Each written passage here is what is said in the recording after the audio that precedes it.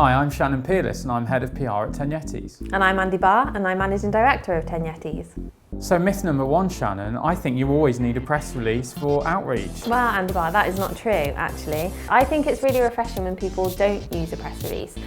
Journalists are getting hundreds of them into their inboxes every day, so actually if your approach is a bit different, you're going to stand out a lot more.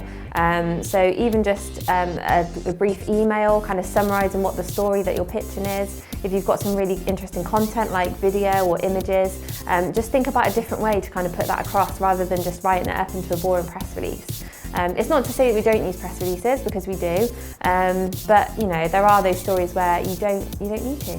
Myth one, busted. Myth number two, you should never call journalists. Shut the front door. You should always call journalists. The only people who don't like calling journalists are PR people, because journalists sometimes are not very nice. Just today we've had a journalist shouting at one of our staff for no reason whatsoever, just because they can. But calls to journalists are very important. Myth two, busted. Myth number three, Shannon Peerless, you shouldn't contact low domain authority bloggers. I disagree, actually. Anybody who knows anything about SEO, search engine optimization, knows that actually it's really good to have a wide spread of links across a number of different websites that have got varying domain authorities.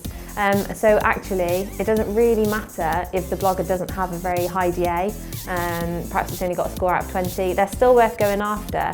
The second reason being that it's actually worth looking at their followers on things like Twitter and Facebook and the number of people that they actually get visiting their blog, because they might actually be influential in real life. What?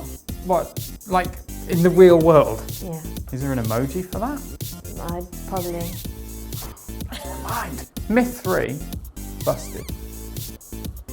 Myth number four, you need a contact book that's bursting at the seams.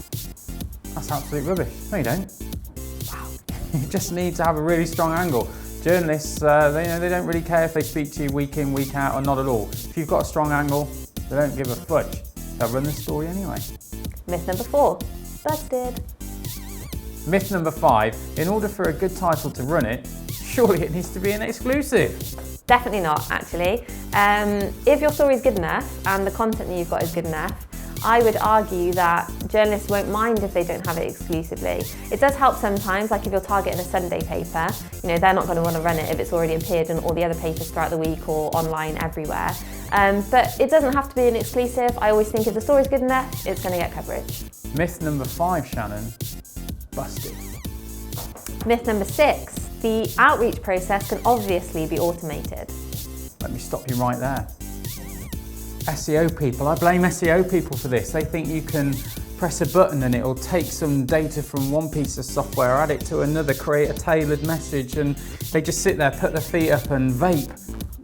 No, it doesn't work like that. You have to have a tailored message. Yes, you can do mail merges and things like that to make it quicker, but you need to personalize things. You can't just press a button and outreach like a hero. No, that doesn't work.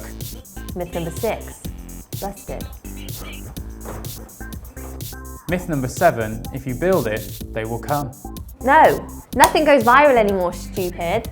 You can have the most beautiful content in the world, but unless you've got a really decent outreach plan, no one's going to see it. So how will people know about it? And how will it go viral? Myth number seven, busted. Myth number eight, just one piece of content is best. Let me stop you there, sister. That's wrong. You need to have loads of different pieces of content. Interactive infographics chopped up to little pieces so that they're squares that you can share on social media, little videos, clips for Instagram, GIFs. The amount of things that we do to support our outreach campaigns is amazing. Just one piece of content.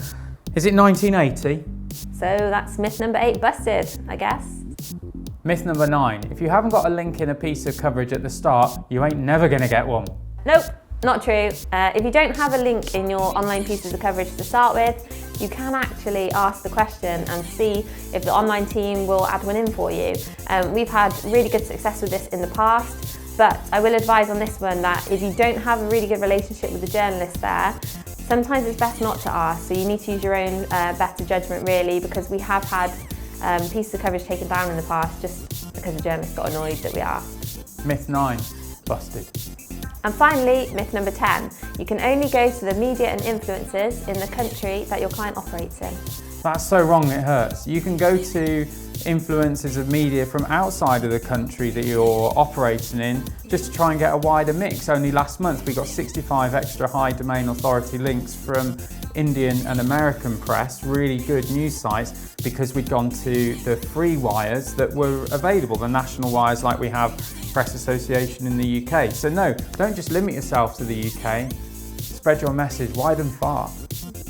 Myth number 10, let's